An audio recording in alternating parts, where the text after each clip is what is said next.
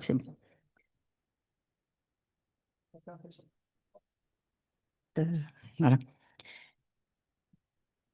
J'ai appelé mon intervention une révolution absolument nécessaire. Qu'est-ce à dire? Dans les médias, la demande de légalisation de l'aide à mourir m'a particulièrement interpellée, bousculée. Parce qu'à mon sens, il convient de distinguer la demande manifeste de la demande latente qu'elle recouvre.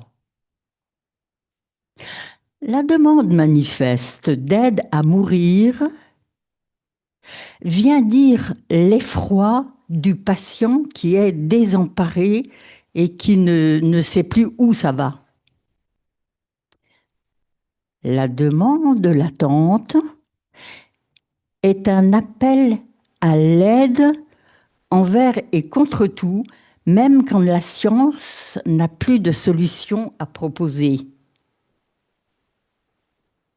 Mais le patient ne sait pas la formuler, ne parvient pas. Il est dans son désarroi. Alors, nous n'allons pas nous contenter d'une langue de bois. Quand on demande à la médecine une aide à mourir, on lui dit, Dame médecine, puisque vous n'êtes pas en situation de nous permettre de mourir dans la dignité, selon une expression devenue courante, faites-vous donner par l'État le droit de nous tuer? La demande manifeste. C'est une très grande violence qui est adressée à la médecine. C'est de la haine. Et dans cette haine, il y a toutes les haines que le patient porte à son environnement, qu'il soit familial ou professionnel, toutes les haines qu'il n'a pas réglées dans sa vie. Parallèlement, le patient est dans le désarroi le plus profond, même s'il formule comme ça sa demande. Il est clair que ce qu'il voudrait, c'est que la médecine et la recherche au sens le plus large, les sciences humaines, fassent des découvertes qui lui permettent de finir son parcours de vie sans être déstructuré physiquement, sans se voir dégradé à petit feu, misérable. C'est le contenu latent de sa demande, que de nouvelles découvertes adviennent. Alors je me suis demandé ce que moi j'ai rencontré dans ma pratique. J'ai donc fait la synthèse de 25 années passées à recevoir la parole de patients atteints de pathologies létales, essentiellement le cancer, dans deux types d'hôpitaux. L'hôpital général en service de cancérologie d'une part, l'hôpital de soins de suite d'autre part. Alors, l'hôpital général comporte beaucoup de services dédiés à des organes différents et de plateaux techniques coûteux pour permettre le diagnostic et décider du protocole de traitement. Le séjour y est court, quelques heures, quelques jours, une semaine, guère davantage. L'hôpital de soins de suite n'a pas de plateau technique et peut accueillir sur une longue période, plusieurs mois, un an, voire plus, le patient étant trop dépendant de son traitement. Ainsi, j'ai pu accompagner des patients depuis le jour du diagnostic jusqu'au jour du décès. Au bout de ces 25 années, je soutiens qu'une pathologie organique n'est pas un monstre assis au bord de la route, prêt à bondir sur les personnes qui passent, choisissant telle personne plutôt que telle autre pour en faire une victime. La pathologie organique advient chez un sujet précis, dans l'organisme d'une personne précise, qui a un corps et un psychisme dont l'inconscient est un des attributs. Quel que soit le stade de la maladie, j'écoute le patient comme une personne chez qui la vie est toujours là. Parfois, sous forme de braises, mais des braises où il y a toujours du feu, un feu qui n'a pas dit son dernier mot. Et on s'aperçoit qu'il y a des patients que l'on pensait arriver en fin de soins palliatifs, retrouvent tout à coup une dynamique de vie. Le sujet reste le sujet. Et le sujet de vie avec tout ce qu'on ignore.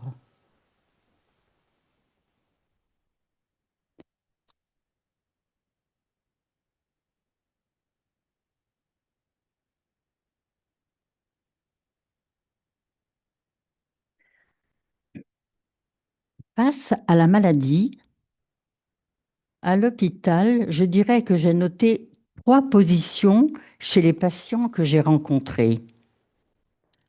Premier cas de figure, certains patients refusent absolument de rencontrer la psychologue, c'est-à-dire refusent toute mise en mots de leur histoire, des événements qu'ils ont vécus, des empreintes qu'ils ont reçues dans leur enfance et qui ont fait trace, pour faire allusion à Freud, quand il évoque les causes de la maladie. Deuxième cas de figure, à l'aide de la parole adressée au psy, dans un dialogue qui le recentre sur lui-même, le patient se met à l'écoute du langage de son corps, de ses douleurs, et revisite son parcours de vie. Et il éprouve, il ressent, il estime que tel qu'il est là, il a fait son chemin en fonction de son âge, bien sûr. En quelque sorte, il estime que le compte est bon, que ça va comme ça. Et il s'éteint sereinement, sans qu'il se détériore à outrance,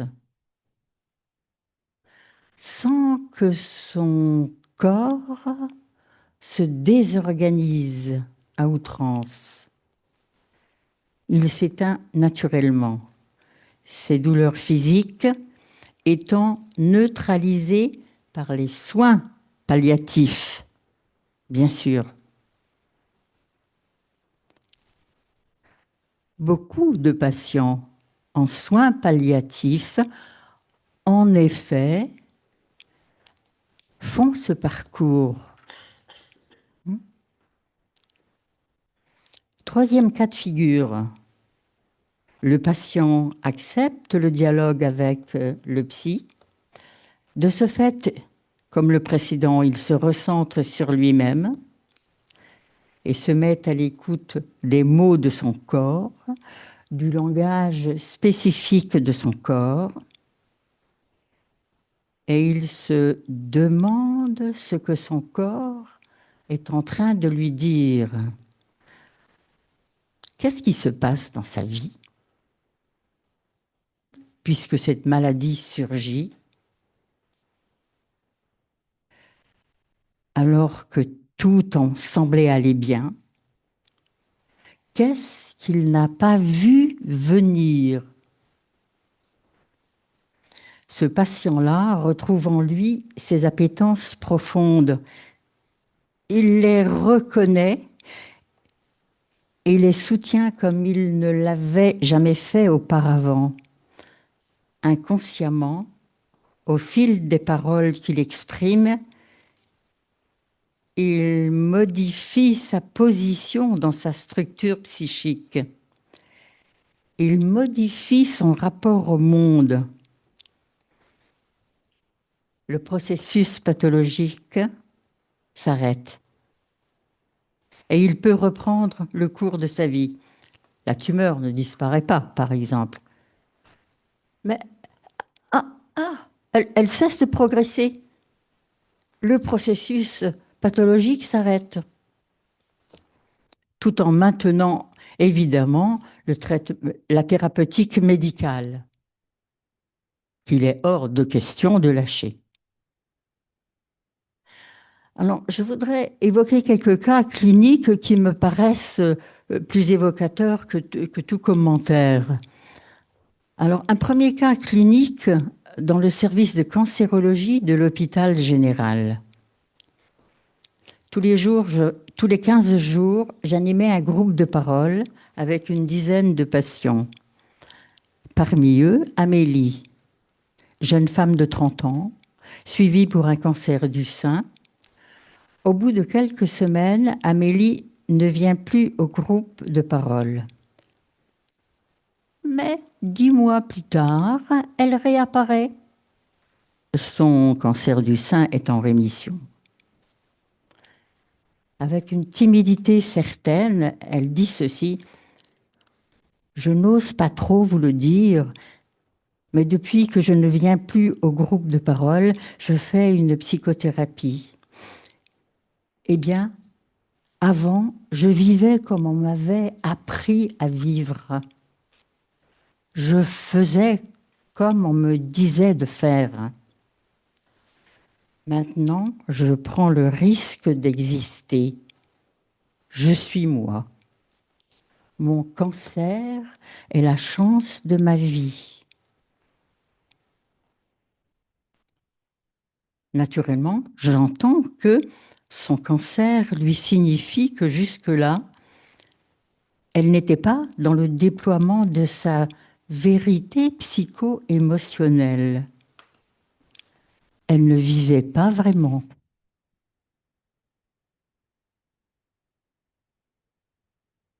Voilà, pour un premier cas clinique dans l'hôpital général. Maintenant, dans l'hôpital de soins de suite, le cas de René atteint d'une tumeur cérébrale. René est un homme de 55 ans, depuis quelques mois dans l'hôpital de soins de suite, recevant une chimiothérapie. La localisation de la tumeur ayant rendu impossible tout geste chirurgical. Un matin, alors qu'il revient de sa consultation mensuelle dans le service de cancérologie de son hôpital de rattachement, on lit dans son dossier que la chimiothérapie est sans effet et que la médecine n'a plus aucun traitement à lui proposer. Il entre donc en soins palliatifs. Il s'agit maintenant de l'accompagner jusqu'au bout de sa route. Et en filigrane dans le dossier, et ce ne sera pas long.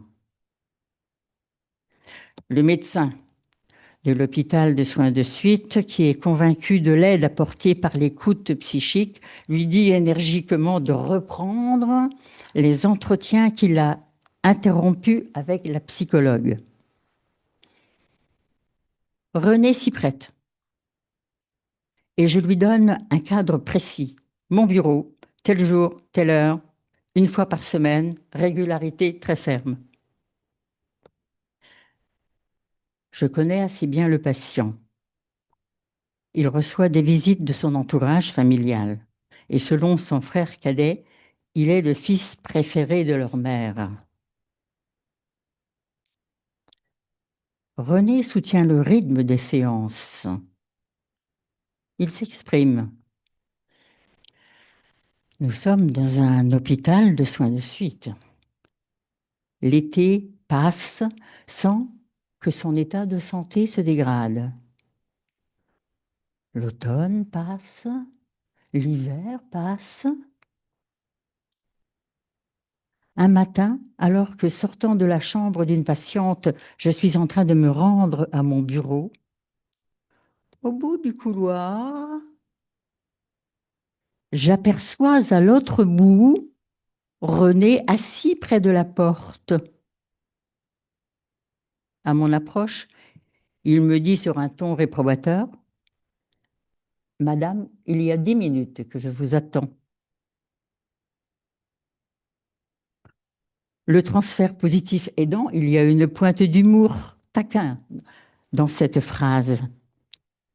Cependant, vous avez entendu, il y a 10 minutes que je vous attends. Le fils préféré, le fils chéri de sa maman, serait-il agacé que l'on ne soit pas à l'heure auprès de lui, à sa botte, à ses pieds? Est-ce qu'on le ferait là déchoir de sa position de toute puissance? Est-ce que quelque chose bougerait dans sa structure?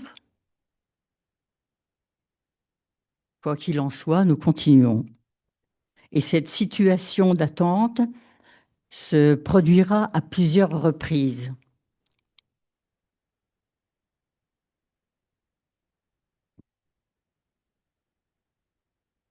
Il se trouve que le bureau où je reçois René est aussi le bureau d'un médecin, un homme de ma génération. Vous voyez déjà le profil, couple parental, tant que jamais rien soit dit naturellement. Le médecin est le plus souvent soit dans les chambres des malades, soit au poste de soins infirmier avec l'équipe soignante. Mais il occupe aussi bien sûr le bureau. Et parfois, oubliant que j'y reçois René tel jour à telle heure, il lui arrive d'entrer de manière décidée en ouvrant la porte avant de nous apercevoir. Il referme tout de suite la porte et nous laisse. Et un jour, l'air renfrogné, très, très renfrogné, René me dit, le médecin, il ne m'aime pas. Ah! Qu'est-ce qui se réactualise pour René de sa relation avec son père par déplacement? Son père dont il a pris la place auprès de sa mère, l'enfant préféré. Son père dont j'ai bien noté justement qu'il est fort absent de son discours. Alors, est-ce que là aussi quelque chose est en train de bouger dans sa structure? Touche-t-il du doigt le fait qu'il n'est pas le seul, pas le premier, qu'il n'a pas tout le gâteau?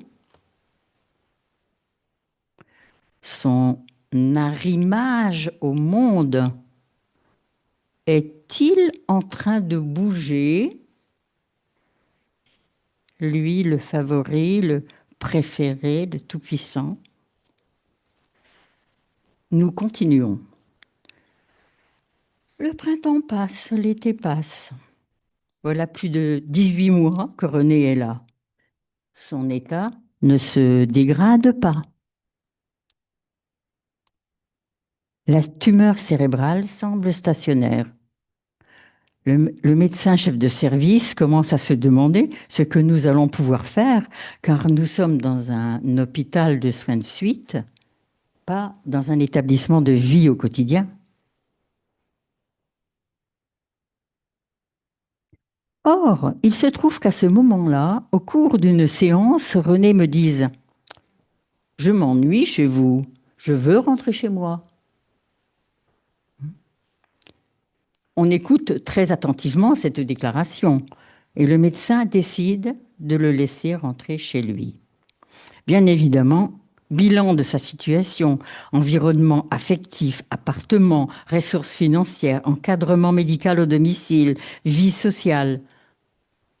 On essaye de prendre toute, de se rassurer. René rentre chez lui. Alors, y a-t-il un lien entre la mise en mots de son histoire qu'il fait auprès de moi, la mise en mots de son parcours de vie et, un réaménagement psychique, et le fait que la tumeur cérébrale de René semble s'être arrêtée. Elle semblait devoir l'emporter déjà depuis à peu près presque 1 an et demi. Mais il est toujours là. Il faut noter aussi que cela ne s'est pas produit en un claquement de doigts. Dès l'instant que René est venu parler avec moi. Il avait 55 ans en arrivant, il a 57 ans en sortant. C'est toute une démarche psychique à laquelle il s'est prêté. Et rien au départ ne le préparait à une pareille démarche. Son histoire ne s'arrête pas là. Environ 2 mois après son départ de l'établissement, un samedi matin, le médecin de garde reçoit un appel téléphonique de son ex-compagne. René serait-il venu vous rendre visite? Il vous aime bien, car il n'est pas chez lui et personne ne sait où il est. Il n'est pas venu à l'hôpital de jour. Le soir, nouvel appel téléphonique. René est rentré. Il était parti rendre visite à un grand ami de l'époque du service militaire dans la grande région parisienne par les transports en commun, sans rien dire à personne. Il vit sa vie.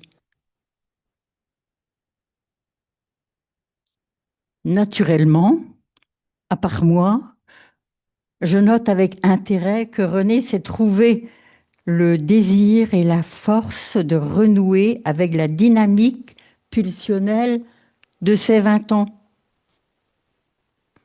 Au fond, comme Amélie.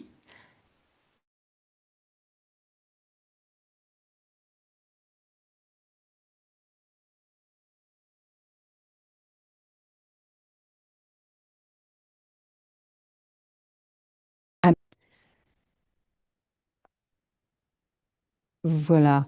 Hmm. Est-ce que, est-ce que je fantasme en donnant une telle importance au travail d'élaboration mentale, au travail psychique que René a fait? Je ne sais pas. Mais je, je me dis, quand il n'y a plus de traitement médical, ben, on est dans la recherche, il faut chercher. Et puis, quand les gens demandent, voilà, il faut mettre dans la loi le fait que les médecins puissent, au fond, nous faire une piqûre, et puis voilà, c'est fini. Je me mets dans une position de recherche. Très rapidement, juste quelques cas pour donner un aperçu, un petit goût de ce que les gens disent face à leur cancer. Paul, qui est atteint aussi d'une tumeur cérébrale, qui a fait la même élaboration que René à 3 ans d'écart. J'ai eu affaire à Paul. Comme lui, la tumeur cérébrale s'arrête. Et Paul ne se dégrade pas. Il vit, il vit dans l'hôpital de jour qui est entouré d'un parc. Mais il s'arrête. Et tout à coup, il ne veut plus vivre. Il se laisse aller. En fait, il a vécu, dit-il, des événements qu'il ne peut métaboliser. Il choisit de mourir. Pourtant, l'équipe de soins, moi-même, on s'est attaché à essayer de le retenir, de l'intéresser. Il s'éteint en très peu de temps, sans se délamer. Aude, une femme de 70 ans, elle est tellement lasse qu'elle voudrait mourir, dit-elle. Mais le lendemain, elle s'exclame et dit son bonheur d'être encore là, en vie. Elle ne demande pas à mourir. Charline ne veut pas voir la psychologue. Elle m'envoie des salves de violence quand je passe la saluer à la suggestion pressante de l'équipe soignante qui est un peu épuisée. Charline souffre beaucoup. Elle épuise tout son entourage, époux, enfants, équipe soignante, médecin. Son époux, épuisé, finit par venir demander s'il n'y a pas la possibilité d'une piqûre. C'est donc l'entourage qui demande la piqûre, pas la patiente. Voilà. Alors,